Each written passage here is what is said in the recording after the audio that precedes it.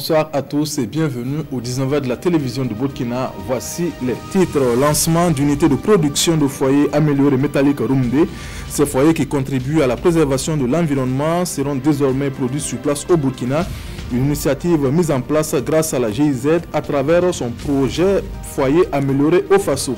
Et puis produit de l'oignon en saison pluvieuse, une réalité grâce à la recherche scientifique, une variété développée dans ce cadre et même recommandée pour cette saison, son nom, la Prima 178. Dans cette édition, nous irons sur un site de production pour voir comment cela marche.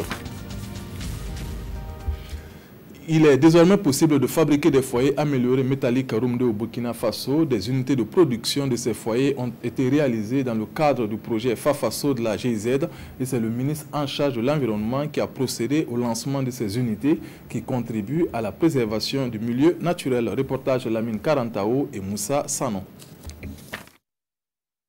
Fini les manques de foyers améliorés métalliques Rumde sur le marché. Désormais, des unités de production existent dans les villes de Bobo-Dioulasso, Fadagourma, Dédoué et Kaya.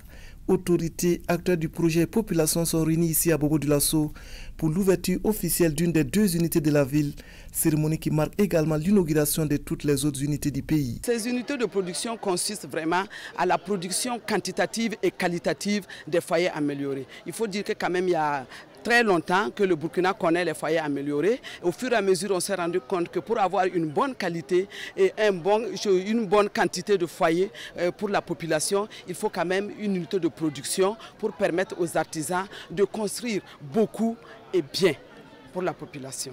Les autorités saluent l'arrivée de ces nouvelles unités de production de foyers améliorés Rumde, une initiative de FAFASO, le projet foyer amélioré au Faso de la GIZ, la coopération allemande. Nous, on touche surtout ce volet de environnement avec le projet FAFASO.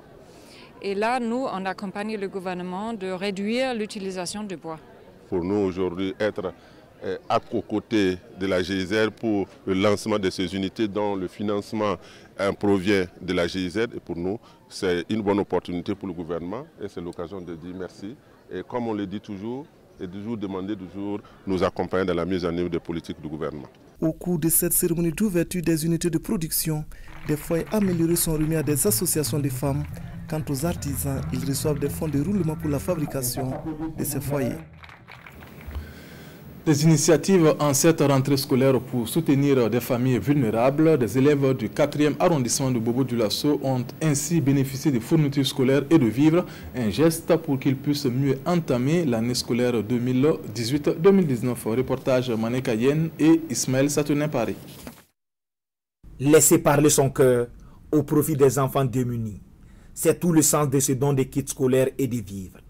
De quoi soulager des parents d'élèves en cette rentrée scolaire. C'est un plaisir pour nous.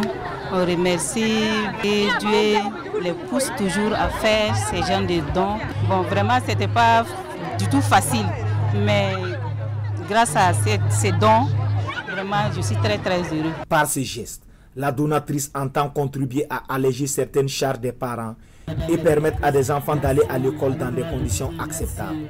Je suis très fière. La rentrée, ce n'est pas facile avec certains parents d'élèves. C'est pour ça que j'ai pris cette initiative pour choisir les enfants démunis et les orphelins pour faire ces dons. Enseigner un enfant aujourd'hui, c'est assurer un lendemain meilleur pour l'enfant. Et que nous ne faisons que dire merci à la donatrice. À l'approche des rentrées comme ça, vous constatez avec nous tous, nous sommes dedans, ce n'est pas facile. Et c'est un soulagement total pour ces familles. Ce sont au total 200 enfants démunis, dont 100 orphelins qui retrouvent ainsi le sourire à l'arrondissement 4 de Bobo-Dioulasso. Ils espèrent que de tels actes vont se réitérer les prochaines fois. Il est de plus en plus possible de produire de l'oignon en saison pluvieuse au Burkina Faso grâce à la recherche, la culture d'une variété appelée Prima 178 est même indiquée pour cette période. Cap sur les sites de production de cette variété d'oignon dans la province du Passoré. C'est le dossier de cette édition signé Irénée Kaboré et Moussaki. Produire de l'oignon en saison des pluies, une activité peu répandue au Burkina Faso, mais qui constitue aujourd'hui un moyen économique dans le Passoré grâce à la Prima 178. C'est une variété d'oignon mise au point par l'INERA et qui s'adapte ici au sol et aux eaux des pluies. grâce à un partenaire appelé Projet Zika. Ils sont venus il y a 6 ans de cela, nous amener la semence et ils nous ont montré comment travailler. Effectivement, Dieu merci. Et vraiment, ça a été un test qui a bien réussi parce que nous, on a vu l'avantage que ça pouvait nous donner. Pour la production de la Prima 178, les paysans procèdent au piquage des pépinières au mois d'août. Ils viennent ensuite mettre l'engrais et enlever les herbes.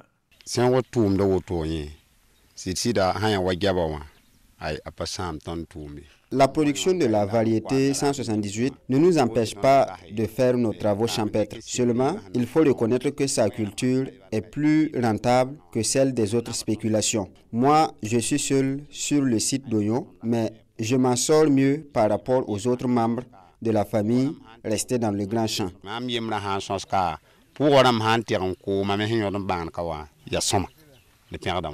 100 jours suffisent pour récolter, approximativement vers mi-novembre, une période qui coïncide avec le manque d'oignons sur le marché.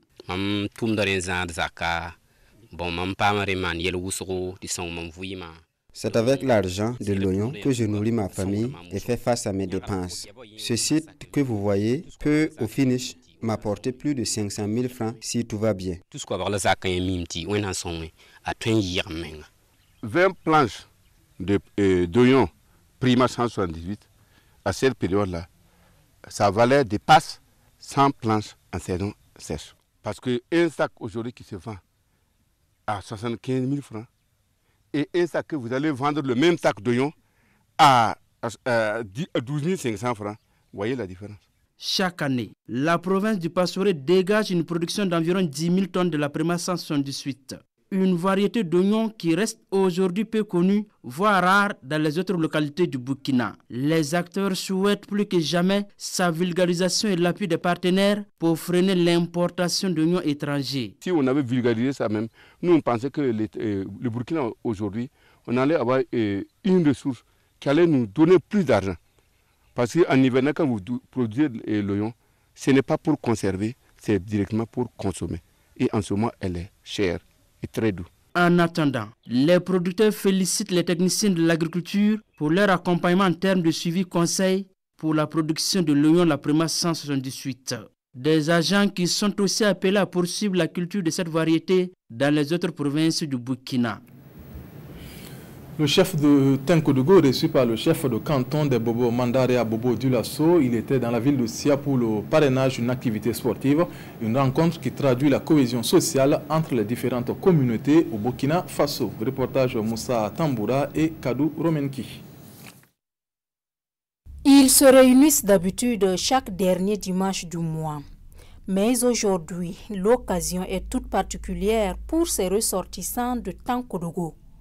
Regroupés au sein de l'association Les Vertus de la Cohésion, dite Association Boudnoma en langue nationale mourée, ils ont sonné la mobilisation ce samedi 29 septembre pour rencontrer leur premier responsable qui est de passage dans la ville de Sia.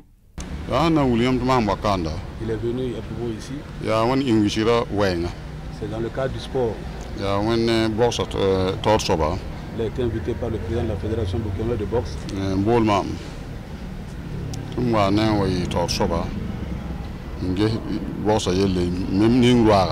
Comme invité d'honneur et pour bénir aussi tout le sport. Les ressortissants de son royaume qui sont là, ils l'ont invité. Ils ont souhaité une rencontre, une audience avec lui. Pour cela, il est venu rencontrer les ressortissants. Leur donner des conseils. Un face-à-face dans une atmosphère détendue, bien appréciée par les fils et filles de Tenkodogo, résidant à Bobo Dioulasso. Les échanges étaient très fructueux et nous-mêmes, on était tellement contents même puisque c'est la première fois qu'ils se déplacent. Or, normalement, un dimanche, ce n'est pas n'importe qui. Et s'il a pu se déplacer avec sa cour pour venir à Bobo ici, c'est tellement important. Avant cette rencontre, un peu plus tôt dans la matinée, le chef de Tenkodogo s'est rendu chez son compère, le chef de canton de Bobo Mandare. Là aussi, la visite s'est déroulée dans une ambiance au bon enfant, marquée de paroles de bénédiction et de partage de présents, de part et d'autre des notabilités coutumières.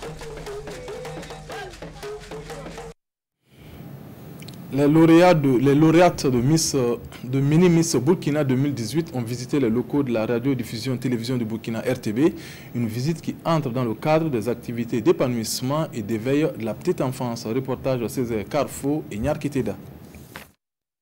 Les lauréates de Mini Miss Burkina 2018 en mode défilé dans les locaux de la radiodiffusion télévision du Burkina.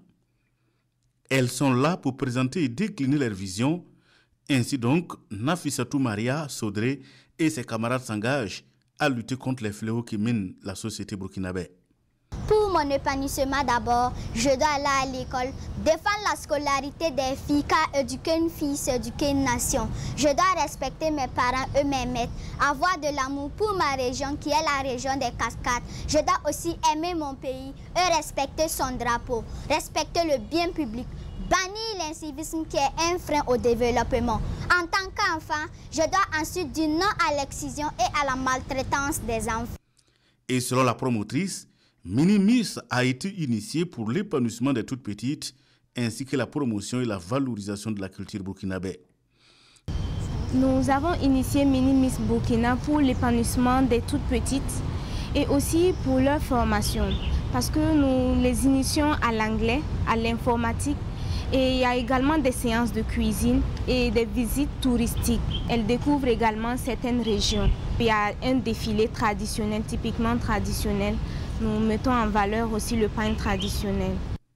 Cette deuxième édition de Mini Miss s'est déroulée concomitamment à Bobo-Dioulasso et à Banfora. La troisième édition se déroulera uniquement à Bobo-Dioulasso et la grande finale est attendue dans la ville de Sia le 22 avril 2019. Alassane Ouedraogo, technicien à la RTB2 Est, quitte le cercle du célibat. L'heureuse élue se nomme Adjara. Ils se sont dit oui ce 29 septembre à Ouagadougou. Reportage Césaire Carrefour et Ini Janine Kambiri. C'est l'union sacrée entre Alassane Kendribego, technicien à la RTB2 Fada, et Adjara Kabore. Devant l'officier de l'état civil de la mairie de l'arrondissement 10 de Ouagadougou, les parents, amis et collègues, les deux tourtereux se sont jurés amour et fidélité. Présent. Je vais vous prendre mademoiselle Adjara Kabore ici présente. Oui. Présente. Voulez-vous prendre monsieur Alassane Kendribego ici présent. Oui.